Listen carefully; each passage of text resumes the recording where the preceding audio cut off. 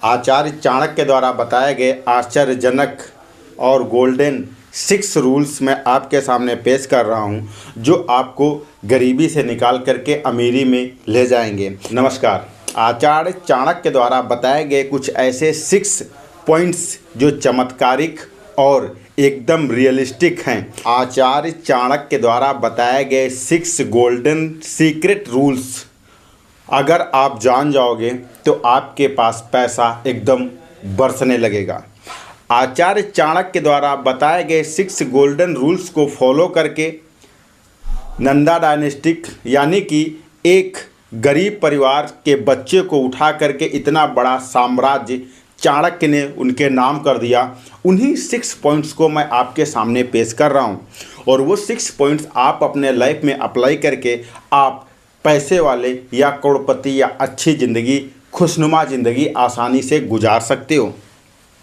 तो चाणक्य द्वारा बताए गए वो 6 पॉइंट्स क्या हैं, इससे पहले कि आप भावनाओं में खो जाएं, चैनल को सब्सक्राइब करना भूल जाएं, वीडियो को लाइक करना भूल जाएं तथा आप कहां से देख रहे हैं इसका कमेंट्स करके बता दें, ताकि ये हमें पता चल जाए कि हमारा जो वीडियो किस किस लैंग्वेज में देखा जा रहा है।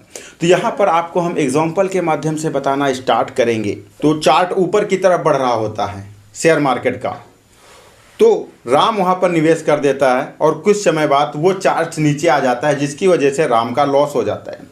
और वहीं श्याम क्या करता है, उसके फंडामेंटल्स चेक करता है, कंपनी की ओनरशिप चेक करता है, कंपनी के फाउंडर के बारे में चेक करता है, कंपनी के जो है शेयर होल्डिंग पैटर्न चेक करता है, फिर उसमें निवेश करता है किसी दूसरी कंपनी में। तो वहाँ पर श्याम को बहुत ज़्यादा प्रॉफिट होना स्टार्ट हो जाता है।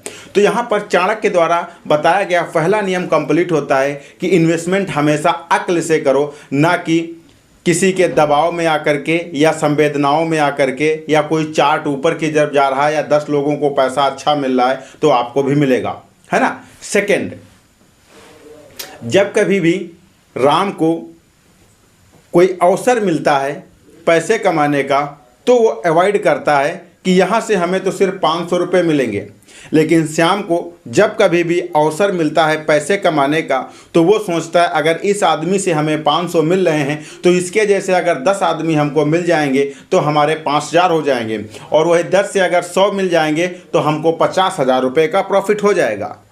समझने की कोशिश करिएगा।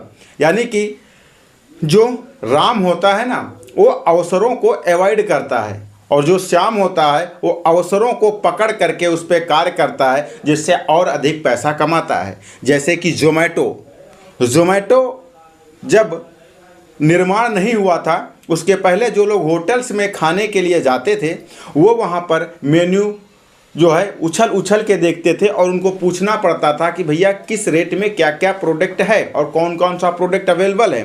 बट ज़ोमैटो के जो ऑनर थे दीपेंद्र गोयल और पंकज चड्ढा, इन दोनों लोगों ने मिल करके एक ऐसी वेबसाइट बनाई जिसका नाम ज़ोमैटो रखा, और वहाँ पर हर जो है होटल्स के जो है रेसिपी और उसका प्राइस तथा उस प्राइस के बारे में, उसके टेस्ट के बारे में, रिव्यू कस्टमर के बारे में एक ऐसी वेबसाइट बनाई जो आज ज़ोमैटो के नाम से जानी जाती है। तो इसे हम कहते हैं अवसरों को पहचान करके उसमें निवेश करना।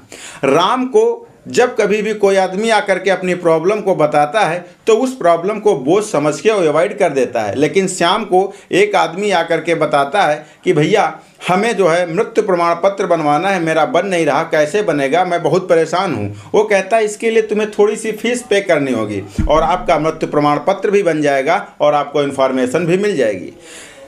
जब राम के पास कोई आदमी आता है और कहता है भैया मुझे एक डेयरी फार्म खोलना है, तो वो उस प्रॉब्लम को समझे बिना ही उसे बोझ समझ के अवॉइड कर देता है। लेकिन उसी जगह पर जब श्याम के पास कोई आदमी आता है कि मुझे एक डेयरी फार्म खोलना है, मुझे जो है इसके बारे में कोई जानकारी आपके पास हो बताओ, तो वो बताता है मेरे रिलेशन में एक ऐसा आदमी है जो इसके बारे में बहुत विशेषज्ञता रखता है, जिसके लिए आपको कुछ फीस देनी पड़ेगी। वो फीस अगर आप पे करेंगे तो पूरी जानकारी आपको मिल जाएगी। वहीं पर अगर राम के पास कोई आता है और कहता है कि भैया मैं यूट्यूब पर वीडियो बना रहा हूँ, बहुत समय से सक्सेस नहीं पा रहा हूँ, तो आखिर मैं क्या करूँ, तो राम उन्हें बहुत समझ के अवॉइड करता है। लेकिन श्याम के पास जब जाता है तो वो कहता है कि इसके लिए आपको कुछ फीस पे करनी पड़ेगी और आपको कंप्लीट कोर्स दे दूंगा। तो यहाँ पर श्याम जो है अवसरों को समझ करके उस पर पैसे कमाने की कोशिश कर रहा है, और राम क्या करता है उन अवसरों को बोझ समझ के अवॉइड कर रहा है। तो ये जो है चाणक्य द्वारा बताया गया सेकंड नियम कंप्लीट हो जाता है कि अवसरों को पहचानो और उस पर कार्य करो। कभी भी अवसर आपके पास चल के नहीं आएगा और ये नहीं कहेगा मैं आपके पास अवसर हूँ, आया हूँ और मुझ पर कार्य करो, मैं आपको पैसा दूंगा। धन कमाने का रास्ता अवसरों से ही आता है, पैसा कमाने का रास्ता अवसरों से ही होकर के गुजरता है। अगर आप अच्छे अवसर पर कार्य करोगे तो आप 100% पैसे कमा पाओगे। नेक्स्ट 4th नंबर पे, पैसा आने से पहले खुद को तैयार करो, प्रिपेयर करो। राम के पास जब कभी भी कहीं से पैसा आता है तो वो पैसा फालतू के खर्च में ख़त्म कर देता है, लेकिन श्याम के पास जब कभी भी कहीं से भी कोई पैसा आता है तो उसके बारे में सोचता है, थोड़ा सा अपना बचाता है, बाकी निवेश करता है। और वो सोचता है आने वाले टाइम में अगर मेरे पास पैसा नहीं रहेगा तो मैं क्या करूँगा, है ना। पैसे को समझो और पैसे के लिए तैयार हो जाओ। बहुत सारे लोगों को आपने देखा होगा जो अमिताभ बच्चन द्वारा चलाए गए कौन बनेगा करोड़पति में करोड़ों रुपए जीते, लेकिन वो सारे इस समय बिल्कुल धराशायी, उनके पास एक भी पैसा नहीं है। रानू मंडल का आपने एग्जाम्पल देखा था, कभी वो करोड़ों की मालकिन बन गई थी लेकिन आज की डेट में एक फूटे से घर में रह रही हैं। कई सारे लोगों ने लॉटरी जीता और आज की डेट में एकदम धराशायी हैं। क्यों? क्योंकि उनके पास पैसे रख रखाव करने का तरीका नहीं था, पैसे को संभालने का तरीका नहीं था, पैसे को संभालने कैसे संभाला जाए इसके लिए वो खुद तैयार नहीं थे। तो पैसे कमाने से पहले आपको खुद को प्रिपेयर यानी तैयार करना पड़ेगा कि हम पैसे कैसे कमाएं। नेक्स्ट, समय को धन से अधिक महत्व दो। यहां पर हम आपको बता दें, जब राम के पास कोई सा भी कार्य आता है और वो राम के पास आता है तो राम उसे जो है अवॉइड कर देता है। जब कोई भी आदमी आता है और कहता है मेरा 1 घंटे का काम है, मैं आपको 100 रुपये दूंगा, तो वो उसे अवॉइड कर देता है। लेकिन जब कोई आदमी राम के पास कोई ऐसा आदमी आता है और कहता है मेरे पास मैं आपको 500 रुपये दूंगा और आपको सुबह 9 बजे से शाम 5 बजे तक करना है, तो राम वहाँ पर चला जाता है। बट उसी जगह पर जब श्याम के पास कोई आदमी आता है और कहता है आपको 1 घंटे काम करना है, मैं आपको 100 रुपये दूंगा, तो 8 घंटे के बजाय श्याम अपनी बुद्धिमानी का उपयोग करके सिर्फ वहाँ पर 1 घंटे का 100 रुपये चुनता है और वहाँ 1 घंटे काम करके आता है और दिन भर में 8 घंटे पे काम करके वो 800 रुपये कमाता है। और राम वहाँ पर सिर्फ जो है मात्र 500 रुपये कमाता है। तो समय को धन से अधिक महत्व ना दें। राम क्या करता है, जब कभी भी उसका 5 बजे के बाद खाली टाइम मिलता है तब वो लोगों के साथ जाता है और गपशप करता है और अपना टाइम बर्बाद करता है। लेकिन श्याम उसी जगह पे और कहीं 1 घंटे और कहीं 1 घंटे दे करके और 4 से 500 रुपये यानी 4 से 5 घंटे कार्य करके कमा लेता है। तो यहाँ पर समय को धन से अधिक महत्व देना चाहिए। आपका टाइम ही पैसा है और जितनी बार आप अपने टाइम को मल्टीप्लाई करोगे उतनी बार आप पैसे वाले बनोगे। आपने देखा होगा सेठ साहूकार सिर्फ कुर्सी पे बैठे रहते हैं और बाकी उनका सारा काम नौकर चौकर ही करते हैं और उनके पास पैसा आता रहता है। बड़ी बड़ी कंपनियां का मालिक जो है सिर्फ कुर्सी पे बैठा रहता है और उनके लिए दूसरे लोग काम करते हैं और उनके पास पैसा आता है। इसका मतलब क्या है? या इसका मतलब यही है कि टाइम को मल्टीफिकेशन हो रहा है, टाइम का मल्टीफिकेशन हो रहा है, टाइम को कन्वर्ट किया जा रहा है, जिसके द्वारा उनके पास बहुत ज़्यादा पैसा आ रहा है। वो अपने समय को वेस्ट नहीं इन्वेस्ट कर रहे हैं, वो अपने समय का सदुपयोग कर रहे हैं, दुरुपयोग नहीं कर रहे हैं। वो अपने समय में पैसे कमाने के बारे में ज़्यादा सोच रहे हैं, ना कि ज़्यादा टाइम में कम पैसा कमाने के बारे में। कम समय में ज़्यादा पैसा कमाना है या ज़्यादा समय में कम पैसा कमाना, ये डिसाइड आपको करना पड़ेगा।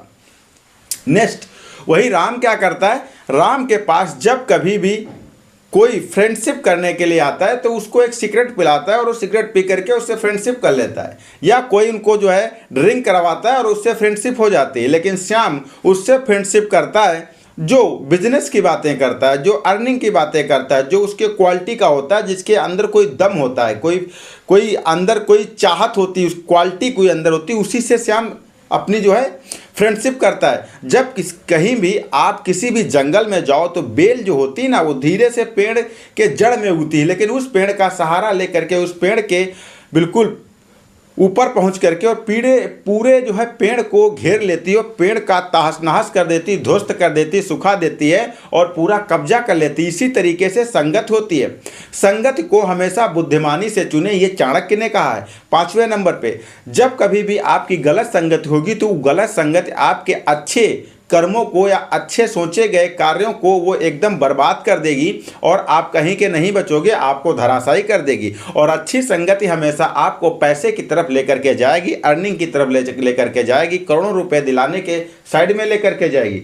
तो इसका आप विशेष ख्याल रखें। वहीं पर अगर राम के पास कोई पैसा उधार मांगने के लिए आता है तो उसे तुरंत बिना सोचे समझे वो दे देता है और बाद में मांगते मांगते थक जाता है, उसे मिलता नहीं। लेकिन जब श्याम के पास कोई पैसा मांगने के लिए आता है उधार, तो श्याम उसे 6 चीज़ें बताता है और वो 6 चीज़ें सुन करके वो आदमी जो है उससे पैसा उधार मांगना ही बंद कर देता है। आपके पास भी लोग पैसे उधार मांगने के लिए आते होंगे, तो आप अगर ये 6 पॉइंट्स उसमें आप आदमी से कह दोगे ये 6 पॉइंट्स, तो आपसे पैसा उधार नहीं मांगेगा, आपका पैसा भी बच जाएगा और दोबारा कभी भी मांगने नहीं आएगा।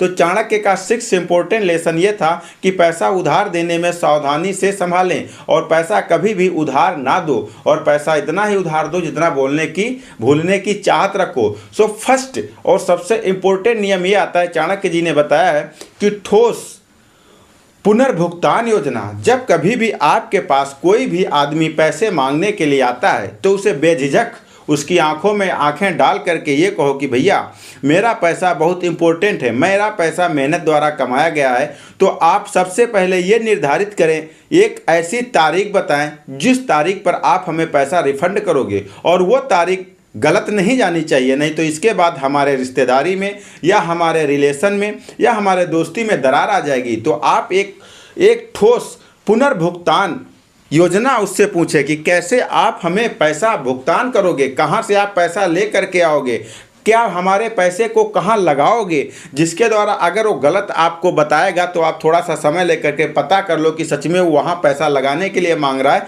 या कहीं उड़ाने के लिए मांग रहा है। तो जब आप उससे प्रूफिंग करोगे कि भैया कहाँ पैसा लगाओगे, किस लिए लेकर के जा रहे हो, कब हमें रिटर्न करोगे, इतने सारे क्वेश्चन पूछोगे ना, तो अगर उसको फालतू में कहीं उड़ाना होगा दोबारा आपके पास नहीं आएगा। सेकेंड, गिरवी रखने की मांग। जब कोई भी आदमी आपके पास पैसा लेने के लिए आता है तब आप उससे यही कहो कि भैया सिक्योरिटी के तौर पे हमें किसी दूसरे से पैसा ला करके आपको देना है, तो इस सिचुएशन में आपको उस टाइम में कुछ न कुछ आपको मेरे पास गिरवी रखना होगा। जैसे कि आप जो है हमें जेवर गिरवी रख सकते हो, गाड़ी गिरवी रख सकते हो, आप जो है अपनी कार गिरवी रख सकते हो, ज़मीन के लिए आप अपनी ज़मीन गिरवी रख सकते हो। सिर्फ हमें कागज़ सिग्नेचर करके आप दे दो, बाकी आप रखो या ना रखो, क्योंकि बाद में कानूनी कार्रवाई करके आप वो सारी सामान उनसे वापस ले सकते हो, जिसकी वजह से उसके दिमाग में एक इमेज क्रिएट होगी और जब गिरवी नामा की आप मांग करोगे तो वो पैसा ऑटोमेटिक दोबारा आपसे नहीं मांगेगा, है ना। नेक्स्ट नंबर पे आता है अनुपलब्धता का भ्रम पैदा करना। देखो, अनुपलब्धता का भ्रम पैदा करना ये है कि जैसे कोई आपके पास मांगने के लिए आता है पैसा कि भैया मुझे उधार दे दो, उस सिचुएशन में क्या करो कि भैया यार आपने कल नहीं बताया, नहीं तो मैं आपको दे देता, कल ही मैंने फिक्स डिपॉजिट किया है ना। तो अगर आप कल बता देते तो वो जो है फिक्स डिपॉजिट मेरा नहीं करता मैं। अगर आप चाहो तो फिक्स डिपॉजिट तोड़वाने का कुछ खर्चा एक्स्ट्रा आ रहा है, अगर वो खर्चा आप मुझे पहले पे करो तो मैं आपको आप फिक्स डिपॉजिट तोड़वा करके आपको पैसे दे दूं।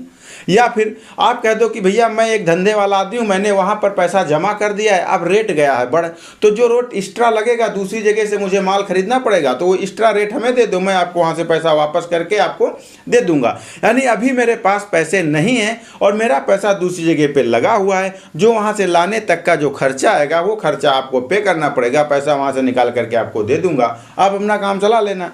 अब वो एक्स्ट्रा पे करने के चक्कर में आपसे जो है डिस्टेंस बना लेगा, नहीं मांगेगा। फिर नेक्स्ट, गैर वापसी राशि। जब कोई भी आपके पास पैसा मांगने के लिए आए तो उसकी औकात के अनुसार 2, 4, 5 हज़ार रुपये उसकी मदद कर दो, उससे बोल दो भैया मैं इतनी ही मेरी औकात है, मैं इतनी आपकी हेल्प कर दे रहा हूँ, ये मैं आपसे कभी वापस नहीं मांगूंगा, ना हमें देने की आवश्यकता है, आप ये पैसा हमें बिल्कुल मत दीजिएगा, लेकिन इससे ज़्यादा हमारे पास पैसा नहीं, जिससे वो आदमी भी खुश हो जाएगा और आपकी जो 25 से 30 हज़ार, 50 हज़ार, 1 लाख की रकम थी वो भी आपकी बच जाएगी। तो इस तरीके से आपको किसी भी आदमी को अपना पैसा देने से बच सकते हो और आगे बढ़ सकते हो, पैसे वाले बन सकते हो। कैसा लगा वीडियो कमेंट्स करके बताना। मिलूंगा फिर अगले वीडियो में, तब तक के लिए दीजिए इजाज़त, नमस्कार।